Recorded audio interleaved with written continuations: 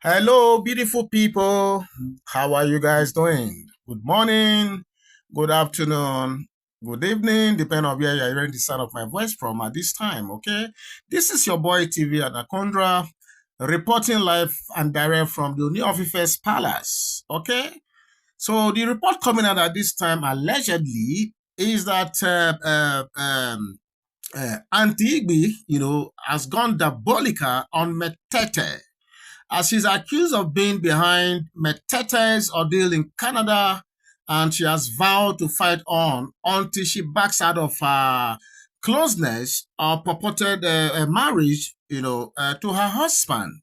Don't forget that this husband we're talking about is not just her husband alone. I mean, Kabiesi is husband to some other people, not just Auntie IGBI. So I don't know why. I mean, she's going all the way, to get involved with Metete. I don't know why she's taking it personal, but the reality is that this is what it is. Metete, is taking this thing very serious because not too long ago, there was this altercation between both of them, wherein Auntie IGBI threatened to unleash Thunder Goddess or something like that, okay, on her. So now going back to the challenge she's currently having in Ontario, Canada, with the authorities there. I mean, Metete is feeling that okay, possibly Auntie IGBI has carried out her threats. So that is what is coming out at this time. So the fight between these two elephants, as I want to call it, okay, is assuming a very dangerous dimension that needs to be curtailed before it snowballs into an uncontrollable proportion. Okay, but if this story that is already making the rounds, in the social media is actually true, then Auntie IGBI just might have carried out her earlier threat to invoke Ibira Thunder Goddess on Matete. Because you and I know that after that altercation between both of them, situation has gotten worse, really, really worse for Metete. Because as we speak, the authorities there have summoned her, to come and explain the negative publicity she has been, getting back home in Nigeria. And as I speak to you now, we don't know how far she has gone with that. But I tell you, that is a big, big, big problem for her. You will recall there was this story of Auntie IGBI taking her frustration out on Metete at the height of her frustration on the happenings in the palace. I'm sure you guys remember this very well, okay? And at that time, she had warned Metete, to completely back out of her marriage fantasies and leave her husband alone. Yes, I'm sure this will resonate with people. She actually made this threat. Recall that there was a time that Metete, even after that 7 days birthday celebration, she came to the palace, trying to dominate people in their own homes and stuff like that. And expectedly, you expect these women to fight back in one way or the other. So I'm not surprised at all that we are going through this at this time. So according to that very report, that came out, she had purportedly threatened Metete with a village goddess of thunder or so. I think it was something like that, if my memory serves me right, which at that time came to a lot of people like a big shock. But apparently, with the exception, apparently all of us, except perhaps Metete, had underestimated and possibly underrated Auntie IGBI's ability to see that threat through. Even me, I thought it was just a mere threat. But Metete has now come out in the wake of her own dispute with her Canadian authorities to blame Auntie IGBI for her current condition. And rightly so, if you ask me.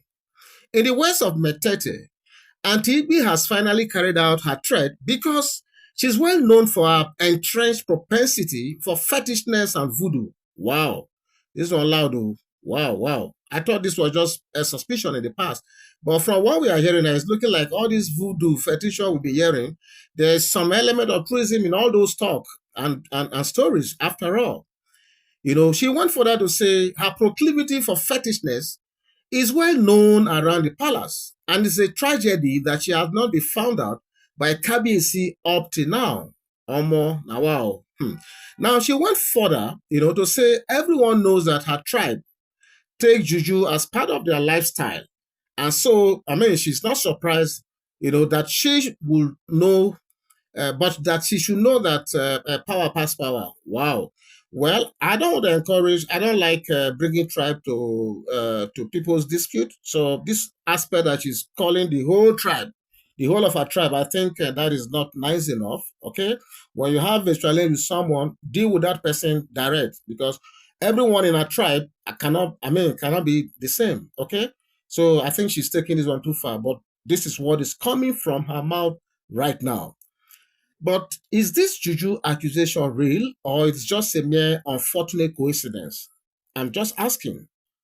Well, it takes someone who is into such stuff to know another person who is equal into such things. So I want to believe that both of them know these things. So when for Metete to come out to say this, possibly she too does her stuff here and there, and that is why she knows. Okay, and after all, Metete herself, has also been accused at some stage in the past of trying to hoodwink Kabiesi into marriage, through the use of marabouts and diviners. Yes, I think I also heard something like this in the past. That she has engaged some marabouts to ensure that Kabiesi keeps to the dateline that both of them had discussed. If that is true, like I always say, okay. So perhaps they both know themselves very well enough to know what is going on. Yes, I think both of them know what they're talking about. Okay. So Metete could be right in accusing her since there was an existing threat. Yes, you recall that I said Atibi actually came out, at the height of her own challenges to openly threaten to unleash I think she called it the goddess of thunder, Ibira, goddess of thunder, or something like that. She actually, it was an open threat, to Metete at that time. If she doesn't back out, I think yours sincerely also did a report about that. Okay, and it was also out there in the social media for everyone to read. So if Metete is not saying that that threat is what she has carried out, you wouldn't really want to blame her, would you? Okay. So I want to say Metete could be right, really. So because there's this thing that people talk about that if winds cry, let me use our local parlance now. They say if winds cry today now or this night, then tomorrow Pikin die. Who kill him? Okay, so for those of you who may not understand our local pidgin, what I've just said is, because Auntie Igbi plays that threat, there's no way she will place that threat, and and possibly she will not carry it out. So that is why I said if a winch cries this night and the next day a baby is dead, people will easily say is that winch that cried the previous night that has killed that has spied that baby. Sorry, I'm not supposed to use that word. So that has spied that baby. Okay, so I'm not surprised that Metete is right now accusing, Antigbe of being the one masterminding her current challenges with the Ontario, Canada authorities. Don't forget that she's a commissioner, in Ontario, okay? And definitely those people should be bothered saying the bad publicity that she has been gathering in Nigeria for some time now, okay?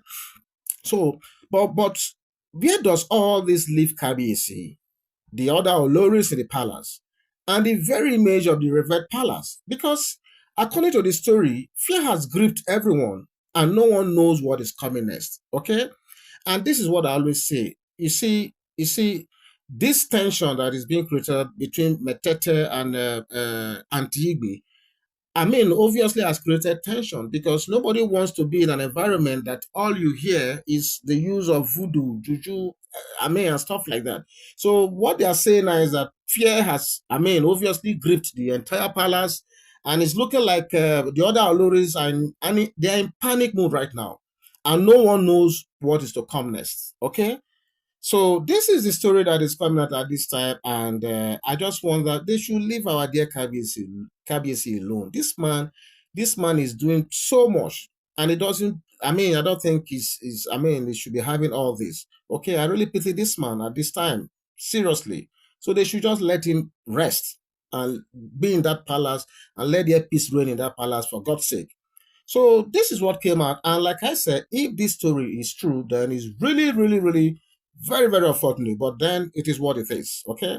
So I'm going to be back soon with another story. I want to appreciate every one of you who has been there, sharing, liking, subscribing to this young channel. I want to say we will not let you down. Okay. So I'll be back soon. God bless you. Bye bye.